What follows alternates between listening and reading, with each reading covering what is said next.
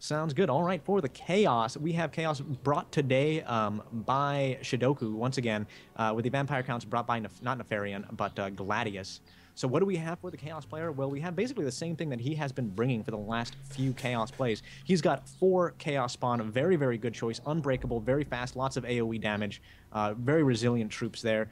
3 units of Chaos Warriors with Halberds. They can take care of that large, and they actually match up very, very well against Crypt Horrors, especially after the patch with Crypt Horrors nerfed just a little bit. And then last but not least, of course, we cannot forget that we have the Forsaken block. We have 4 Forsaken up in the front, going to be trying to deal that damage as best they can. Unfortunately, not very good at taking it, so their role here in the front lines is questionable, but we'll see, because that's what they brought. So, and then last but not least, here for leadership, for Chaos, we have one looks like Chaos Sorcerer of Fire once again on a Barded Steed, and then 1 Chaos Sorcerer of Death on a regular old steed. Looks like they have these little warty looking things. Oh, nice, look, you know, horses. These horses are pretty badass. They got little talons on their little leg elbows. So, what about the vampire list? What have we got for them? So vampires, we have Manfred von Karnstein on Hellsteed. Wow, we haven't seen him in a while. Yeah, we haven't. Interesting choice, and really it's because normally you don't see it anymore in ESL tournaments because you have Lord of Death maxed or limited to 1, so people just prefer to use other generals that don't have Lore of Death.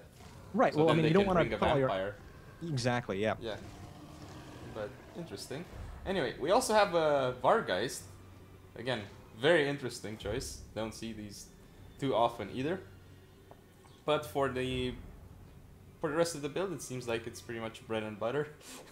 Yep, it does too, doesn't it? Three zombies, 4 wraiths, 4 crypt horrors, Graveguard with great weapons, skeleton spearman on each of the flanks, and the Black Knights unit. So yeah, quite the strong build when it comes to engagements.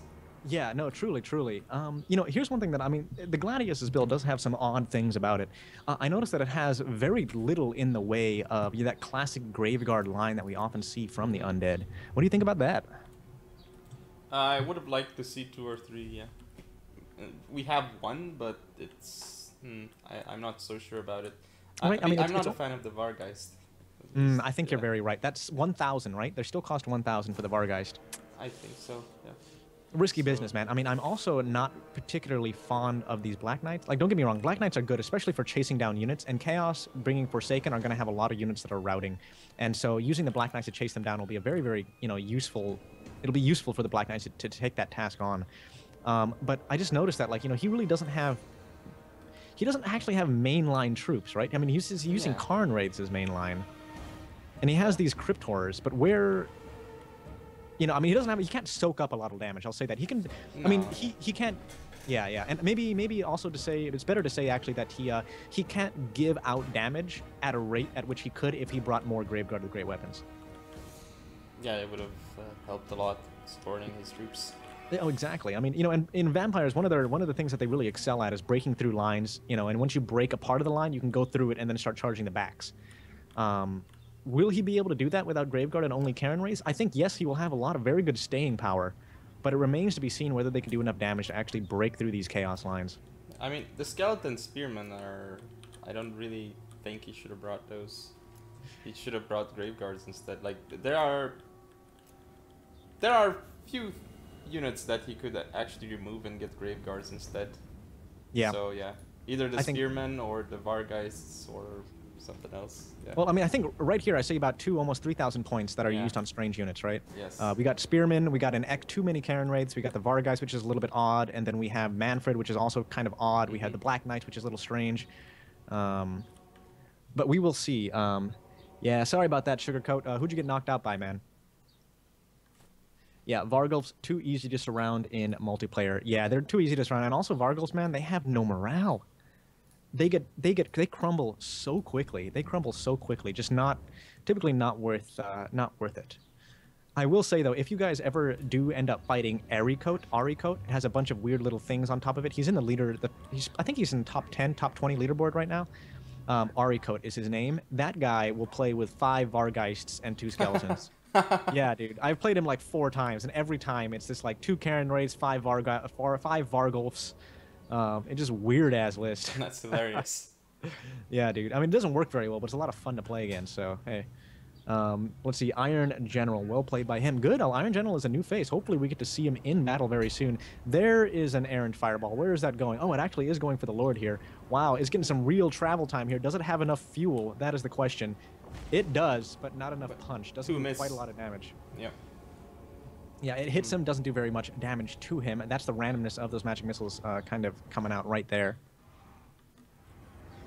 Ooh, The lines are forming up here. What is the Vampire Counts player doing? He's got... What is this?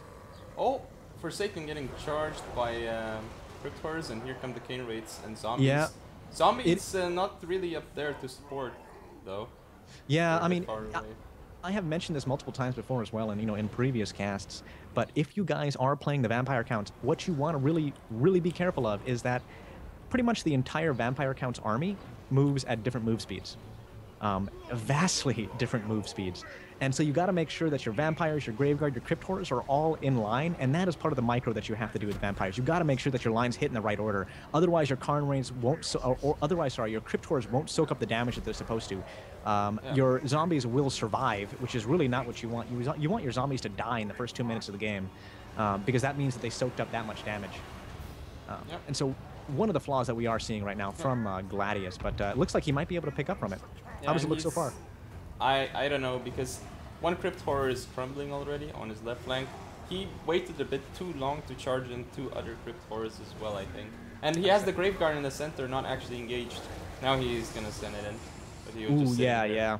He is sending it in, but the problem with the Graveguard right here is, again, I think this is why you got to send your Graveguard in first and then your Crypt Horrors in second, is that, yeah, they got okay contact, but Graveguards are blocked by Crypt Horrors, but Crypt Horrors are not blocked by Graveguard.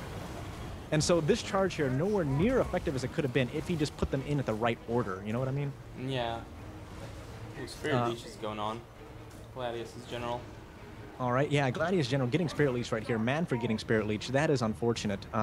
Spirit Leech will really hurt Manfred pretty bad, and this is why a lot of players don't like to take Manfred in their armies as their leader, because he is too many eggs in one basket, not only your Death Sorcerer, but it looks like we got actually crumbling all across all the lines here.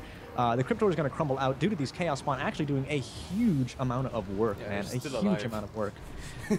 Yeah. Hey, fake dubstep. The players seem very new. These players are actually very, very good, the both of them.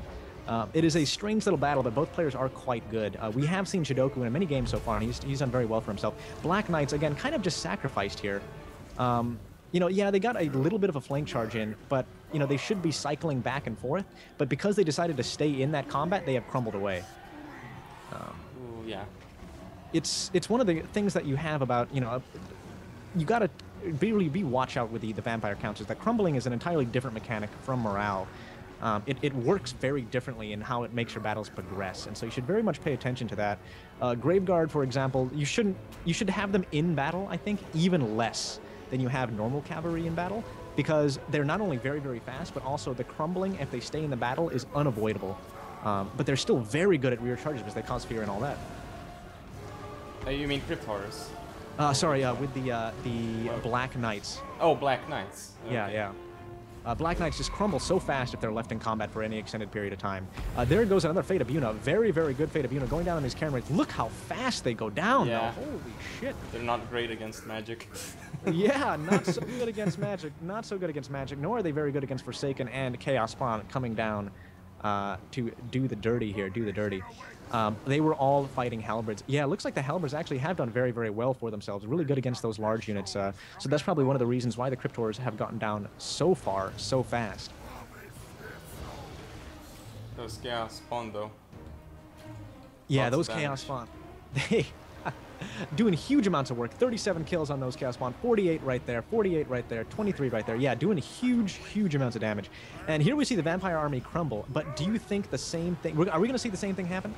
Where the Vampire grinds out against Chaos and manages to pull it out like we saw against the Orcs? I don't think this time. Not this time. What do you think? I mean, what is the main reason that you think that's not going to happen? What's different?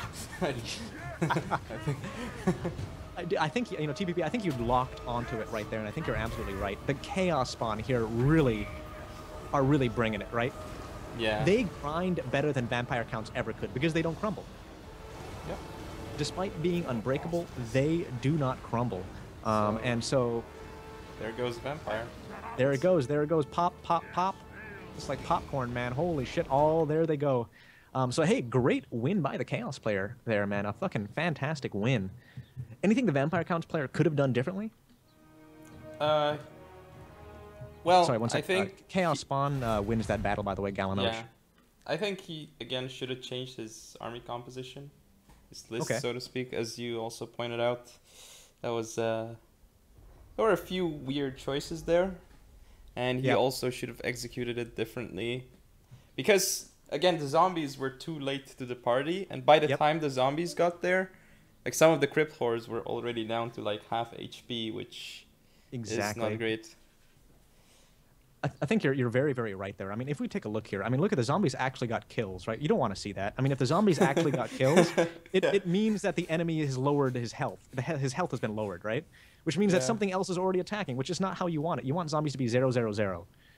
And then be dying in the very beginning of the game and allow your other troops to more damage. You can see here the Crypt Horrors didn't do very much for themselves. The Karen Race did okay, but, you know, you need the Crypt Horrors to do the damage. I mean, these guys are supposed to be getting 60, 70 kills apiece. That was Chaos Spawn and the Forsaken. Yeah, wow. Those Forsaken, they did work, man. They really did the work. 107, 110, 88. That is why you take Forsaken, because they can really lay down the law, man. They can really do the damage. And, of course, the Chaos Spawn being very, very effective tanks, as well as doing good damage themselves. Again, another reason why I definitely prefer Chaos Spawn over Trolls in almost any circumstance. Again, you can bring both, mix them both in. I mean, I think Yeah. certainly your mileage varies. God, Trolls just run at the drop of a hat for me all the time, and it just scares the hell out of me when I'm trying to use them. Like, I tend to use Pawn sometimes a bit more individually, because I know they can handle themselves, but if I Sure, have sure. to use Trolls, I support them with something else. Like, you need to support them with something else. Yeah, But absolutely. with Spawn, you can be a bit crazy. Yeah, you can kind of do what you want. Just Yeah. throw them into any combat you please, right? Yeah. Yeah, yeah. It's no, I think that's very true. You can think less about where you put your spawners and where you put your trolls, but your trolls again will run so fast that you need have that leadership support around them, or you need to have a lot of numbers around them so their leadership doesn't drop like that. There was interesting, like you know, when Warhammer was first released, or when Warhammer was first kind of in the pipeline, right? And they were talking about how trolls would behave. They talked about how the low morale was actually beneficial to them, because they would run away, regen, and get back into the battle. What kind of? You think that's bullshit, or you think that's something that actually works? I don't know. Right? I mean, That's weird. Yeah. that was like, apparently, I think this was on one of the Total War videos, but that was apparently some kind of a design decision from them that you know, they'd run away, they'd regen, they'd come back. But you don't even need that. Like, Yeah, the I player mean, can do that if he wants to. Exactly. Like, the player can do that himself. You don't need to put that runaway handicap in there for the trolls.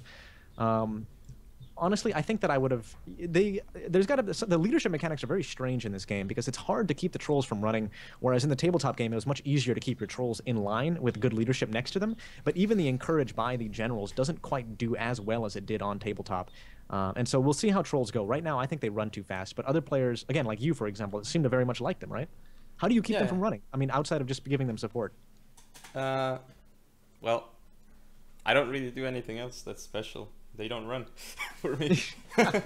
Just some of that TPP magic hand stuff. They have extra morale when I play them. I just Oh man. Some of them fucking lead hacks coming out of TPP here. Those morale hacks, yo. Shidoku, what race are you? You're gonna be orcs and goblins. All right, fair enough. Yeah, man. I mean, I guess, you know, there takes a certain skill to use them, to be sure. Watching Agony Panda Warrior, I will do the best I can. First things first, guys. Let us introduce the armies yet again here.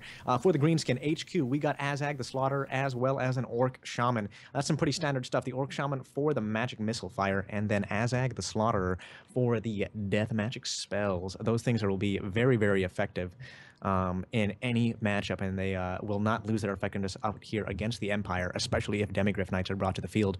For the mainline infantry, what do we have for the Orc player? We have 4 units of Black Orcs, very hard, high morale troops for the Orcs.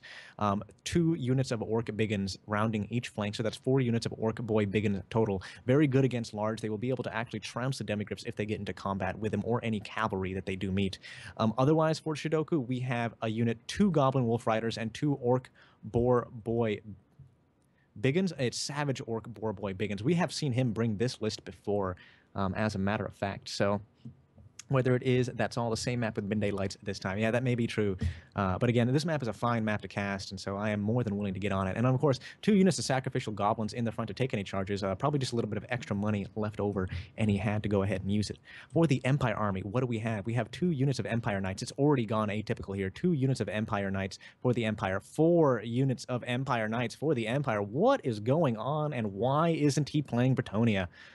What the hell, man? You know why you play Bretonnia if you're going to take Knights? Because Bretonnia Knights have 8 or 9 more speed than these poor suckers do. And if you're playing Cavalry, you want the speed. But yeah, he's brought 4 Empire Knights. Very, very curious choice there. Looks like we have an HQ. Is that Karl Franz? No, it is just a regular general on foot, walking around, strolling around with his mates down here. In the front, for our frontline troops, we have 3 units of regular swords and then 4 units of great swords. I think this is a very, very fine choice, for this Empire player. Despite the fact that he doesn't have Demigryph Knights, I think he should have probably picked Demigryph Knights, don't get me wrong. But this is a decent front line, even if it is missing those classic spears that you have. It does look like these Empire Knights might get caught out here by these Boar Boys. These Boar Boys are not faster than the Empire Knights, so they can actually run away as long as the Boar Boys don't get that charge speed bonus. Looks like the lines will meet up here. Another kind of janky meeting by Gladius onto Shidoku. Oh, sorry about that. JDC, JD, JD, JC, JC, JS, KX, NCH, something. I will talk a little bit slower, my friend. But the game is starting. Well, the engagement is starting, rather. So... Yes, it is. Ooh, look at that charge by the Empire Knights. Huge charge down on the Black Orcs down here. They're going to have to pull out relatively soon, though, to get that cycle off. Another great charge through his own infantry on the Black Orcs right here as well. But the Empire Knights are getting charged, or getting stuck in, which is really not what they want. Trying to pull out now. Ooh, he didn't support them with swordsmen, because if he did, those knights would have been able to pull out much better without taking as many losses. Yep. That's I think that is right, man. I mean, I think his intention, I mean, he didn't take too many losses with his knights, but he doesn't want to take any more than he has to, especially because of the fact that he is bringing Empire Knights instead of Demigryphs. He's going to keep these Empire Knights as healthy as humanly possible for as long as possible. Look at that. Here we go in the center, buffing that melee attack massively. Ooh. The Black Orcs. So yeah, now they're gonna destroy those swordsmen and great swords. Absolutely. Look at the health on these swordsmen go down. Look at the health on the great swords go down so rapidly, man, so rapidly. And that is under conditions in which the Black Orcs actually have less people, less guys in the unit to start out with. Oof. It's not looking good for Empire. I mean, I almost say that the game is over. Yeah, I mean, you know, there are chances, of course, there are always chances. But, you know, I think if I were to say that Empire had better chances here, I would need to see better control on these knights and the knights having their morale back. He has lost too many knights too early, and the Biggins are too good as counters to these knights right now. Look at these guys getting absolutely slaughtered. Yeah. These knights staying in combat, not able to get out, and just getting absolutely creamed by the Biggins. I mean, personally, I think that like the standard Empire build is actually not so good anymore against the greenskins. Like, I prefer the skirmish style against greenskins. I think that may well be true, man. Especially with the nerf that they put down onto the Demigryphs. You know, you no longer can count on those Demigryphs to hold up, you know, 2 units of Orc Boar Boys as well as a couple Biggins. You know, before you could rely on them, and then your infantry could at least hold long enough your Demigryphs to come back in for that rear charge. But no, you can't quite get it, you know, with this army anymore. Now with the Demigryph nerf, man, it has really, really affected the Empire army compositions. Yeah. So, I mean, with Demigryphs being a little bit worse than that, and we see some players exploring, right? Like Gladius here is exploring with Empire Knights. What do you? I mean, do you think that the Demigryph? I mean, do you think there's a void to be filled for that kind of style up against the orcs, or you think that you just got to kind of go skirmish? Well, I haven't played enough to know, but Sure. I think against the greenskins, you might not really need demigryphs anymore. I think you could just go without demis, possibly. Yeah. But as long as you get a ton of great swords, because I Sure. think you need a lot of great swords. I think I would say that great swords are probably the most important thing in this matchup right now too. Oh yeah, hey, by the way, guys, thank you very much for letting me know that I am talking too fast. I forget that I am, and I just go on and on. And so whenever I start to speed up, you too, Prussian Prince, do please remind me, whenever I start to speed up, please tell me to slow down so that people can actually understand what I'm saying. There goes the battle, though. Oh, man, there goes the battle. So, your fast commentating style, is that from your Korean half? Yeah, right, exactly, man. Just trying to speed by, trying to get that play-by-play, that StarCraft analysis, man. So what do you think? What do you think about this friggin' Empire army? I don't know about the swordsman. More great swords. But is it max 4 or is it max 6? I don't remember. It is. I think the great swords are still at max 6, I believe. Oh, okay. Let's see. Max 6 of the same unit. Yeah, it's 6. I definitely think you need 6 great swords. I think you're very right. I mean, you gotta have, as an Empire player, guys, you need to have line troops that can stand up to the line troops of the orcs. That is incredibly important. Maybe not so much in a lot of the other matchups. Like in Vampire counts, you can afford to kind of, just cheat a little bit on great swords. But the line battle is not going to be that important, right? It's about your demigryph battles. It's about your battles out on the flanks trying to kill those crypt horrors. Against the orcs, you're trying to break the center or you're trying to hold the center. And so bring good line troops, for God's sakes. I don't think the cavalry was the answer here, man. I think if he wanted to play with that many cavalry, he should have brought Petonia. Yeah, or he should have just gone the skirmish style if he brought all those Empire Knights. Exactly, yeah. I mean, that is a huge amount of Empire Knights, and they didn't get a lot. They didn't net a lot of worth. Not really good for value. But meanwhile, the orcs, very good value really around here. Lots of kills on the orc biggins. Look at this, 180 kills on these black orcs. I bet they were the guys that got Here We Go'd. And then not too shabby for the Savage Orc Boar boys as well, dude. Robert 0019. 6 Empire Knights is not healthy. I absolutely agree with you there. Hey, fake dubstep. Show dwarves. Hopefully we get a dwarf game. I would love to see some dwarves myself. I would love to see some Bretonians. I would love to see some dwarves. But it remains to be seen whether or not we will get a game with those guys in them. Those 3 swordsmen, yeah, they did nothing, as you can see. They did nothing, man. Nothing of value, at least. Nothing of value. Again, Spearmen probably better. You save that extra 300 and buy another unit of Spearmen. 4 units of Spearmen probably better than 3 units of swords. Yeah. Are Empire Knights cheaper than the Reichsguard? Yes, they are. Yes. They are cheaper than the Reichsguard. Let's see here. So Shidoku wins that. But you don't need 6 Empire Knights. No. Too much. I mean, even with Bretonia, you don't need more than really 4, maybe 5 cavalry. 6 is too much, man. Because you need units to hold the line for your knights to charge into.